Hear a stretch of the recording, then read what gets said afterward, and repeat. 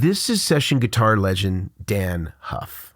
Today I'll be speaking to Dan about his work on the Selena song I Could Fall in Love from her 1995 album Dreaming of You, as a part of a longer video about the renaissance of the nylon string acoustic guitar in 1990s pop music. In this video, you'll hear Dan's recollection of the session and also about the role of the Sadowsky nylon string acoustic to inform the sound and much more.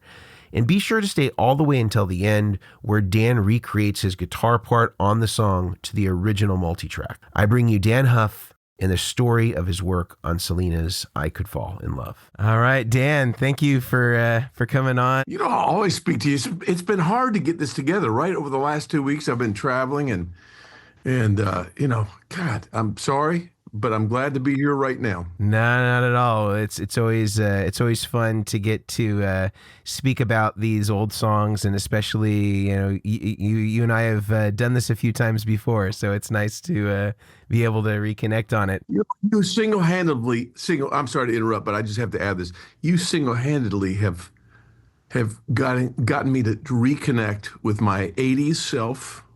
Nobody else could, right? You did that, and then this is in the 90s, right? I think this was early 90s or something like that.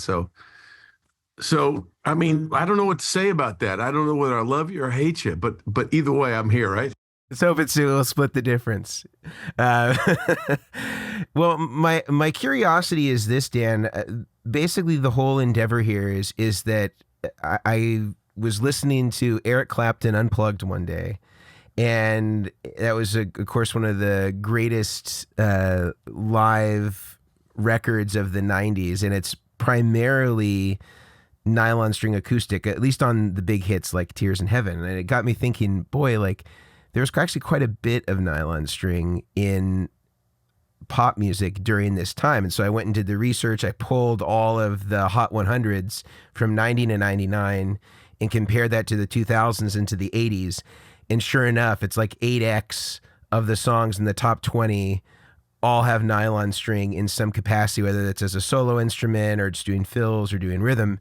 So there was something about this era that seemed to lend itself to nylon string acoustic. And so I'm wondering, with this Selena song, I Could Fall in Love, do you remember the context for which this instrument was chosen? Was it something that you suggested? Was it something that they asked for?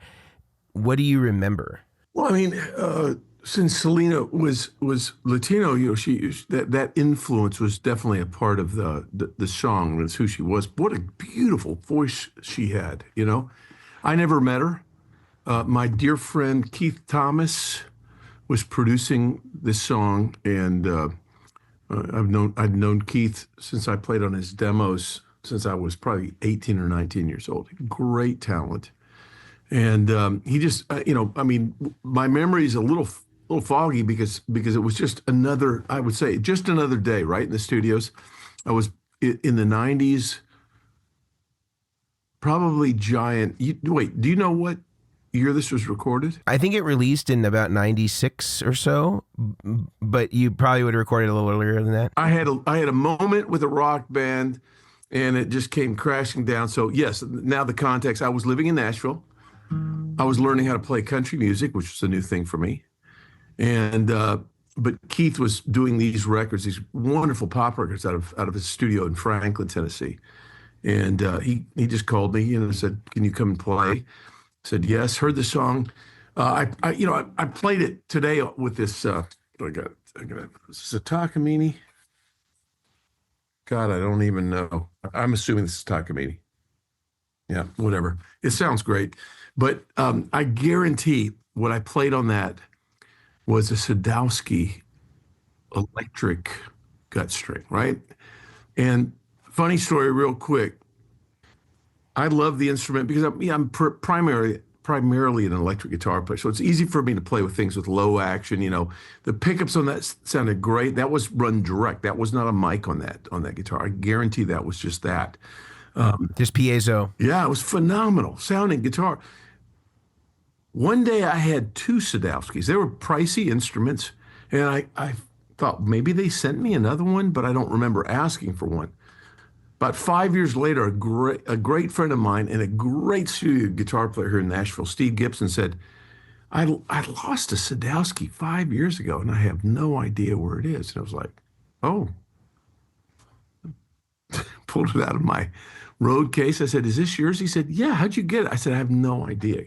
I have no idea. It's been with me for 5 years. It's just been sitting in a case. Anyway, here's the mystery. My Sadowsky has been gone for at least 10 years. I have no idea where that sucker is. I've never seen it since about that time. So maybe Steve Gibson took it. I had retribution. Who knows? You guys didn't share the same cartage company? I have no idea. I haven't played sessions in so long, so I have no idea. But that is the lore. That was probably the last thing I played on that guitar. Wow. Well, they were hugely popular. I remember Lee Ritenour was really into them, the Sadowsky stuff, and a lot of the session guys were. New York guy Hugh McCracken, I think, used those as well. So they were hugely popular. And do you remember, like, was that just something that I know you said that there was the sort of the Latin influence. This was kind of her crossover record where she was trying to kind of get out of making strictly Latin music and kind of get more into pop.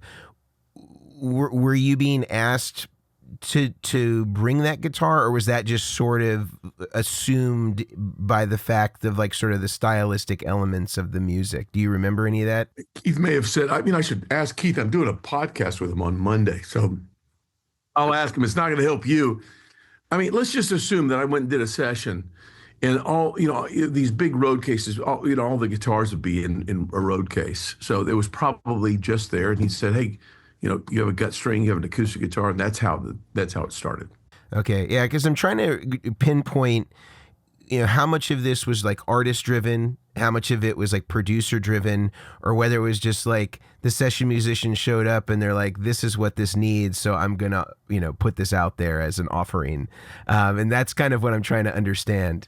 Yeah, Keith was pretty specific always with what he did. So let's just assume that he asked for that. That would make sense.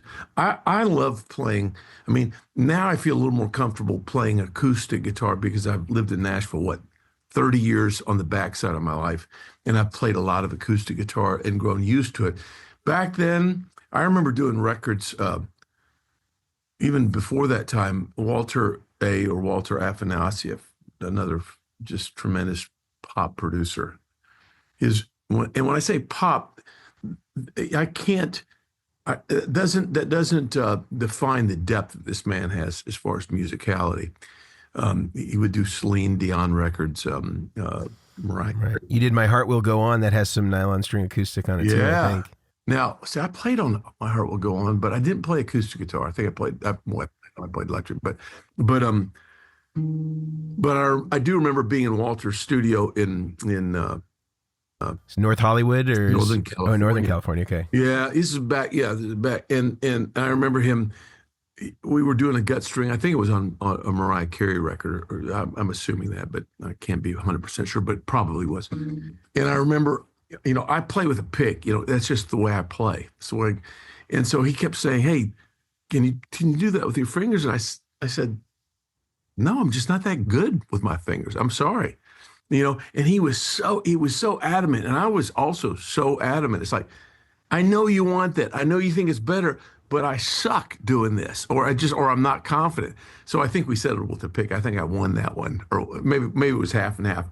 But yeah, for electric guitar players, that Sadowsky, and maybe you can find pictures of that for your show notes or whatever, but it was just a great sounding instrument for those of us, at least I'll claim for myself, who were more comfortable on electric guitar, but wanted that expression. So, and I love the way that thing sounded. And you know what, if I couldn't tell the difference between it. I just sound like a really well mic'd gut string guitar. Beautiful. Yeah. Beautiful. But Well, that's it. Keith probably said, he probably led the direction. I think there was a lot more on there. I think they just mainly used the intro. I think I played through the whole thing because I kind of hear it when you told me this was the record you'd like to hear. I started listening to it. I kept thinking, Well, turn up the other guitar licks. I'm sure there's a couple good ones in there too. Well, I'm wondering if we can transition to having you play a little bit of it, on the track. Maybe there's that intro section so we can get a little taste of, Dan's mix on this one with the guitar up a little louder. Yeah. Yeah. Thanks, Dan. You're so welcome. Good seeing you, Mason. Have a good evening. What are we on it doesn't matter what day, right? We're on the internet. It doesn't matter. It's every day.